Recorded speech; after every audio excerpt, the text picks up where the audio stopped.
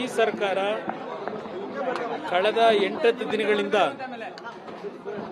RSSಗೆ ಸಂಬಂಧಪಟ್ಟಂತ ವಿಷಯದಲ್ಲಿ ಅನ್ನೆಸೆಸರಿಯಾಗಿ ಅದರ ಬಗ್ಗೆ ಇವತ್ತೇನು ಡೈವರ್ಟ್ ಮಾಡ್ಕೊಂಡು ಹೊರಟಿದ್ದಾರೆ. ಇವತ್ತು ಏನಾಗಿದೆ ರಾಜ್ಯದಲ್ಲಿ ಅಂತೇಳಿ ಡೈವರ್ಟ್ ಮಾಡ್ಕೊಂಡು ಹೊರಟಿದ್ದಾರೆ. ಇವತ್ತು ಇರ್ತಕ್ಕಂಥದ್ದು ರಾಜ್ಯದಲ್ಲಿ ಮಳೆಯ ಅನಾಹುತಗಳಿಂದ ಇಡೀ ರಾಜ್ಯ ಕಂಗಾಲಾಗಿದೆ. ನೀವು ಅದ್ರ ಬಗ್ಗೆ ಗಮನ ಹರಿಸಬೇಕು. ಬೆಂಗಳೂರು ನಗರದ ಗುಂಡಿಗಳು ತುಂಬಿಸ್ತಕ್ಕಂಥದ್ದಕ್ಕೆ 1 ತಿಂಗಳು ಟೈಮ್ ಕೊಟ್ಟರೆ ಮುಗಿದೋಯ್ತು ನಿಮ್ಮ ಟೈಮ್. ಈಗ ಮತ್ತೇನೋ 1 ವಾರ ಕೊಟ್ಟಿದ್ದೀರಿ. ಮೊದಲು ಅದು ನೋಡಿ, ಜನ ಸಾಯ್ತಾವ್ರೆ ಗುಂಡಿಗಳಲ್ಲಿ ಬಿದ್ದು. ಅದನ್ನು ಸರಿಪಡಿಸ್ಕೊಳ್ಳಿ. RSS ಬಗ್ಗೆ ಈಗ ಚರ್ಚೆ ಮಾಡಿ ಏನು ಉಪಯೋಗ? ನಿಮಗೆ ಏನಿದೆ ಈಗ ಚರ್ಚೆ ಮಾಡೋ ಅಂಥದ್ದು?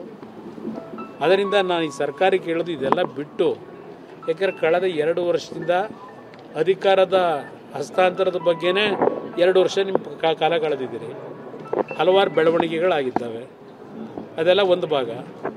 ಅದ್ರ ಜೊತೆಗೆ ಅದೆಂಥದ್ದು ಬುರುಡೆ ಕತೆ ಅಂತೇಳಿ ಯಾರೋ ಕಂಪ್ಲೇಂಟ್ ಕೊಟ್ಟರು ಅಂತ ಹೇಳಿ 3 ತಿಂಗಳು 4 ತಿಂಗಳು ಬರೀ ಬುರುಡೆ ಕತೆನೇ ಆಗೋಯ್ತು ರಾಜ್ಯದೊಳಗೆ.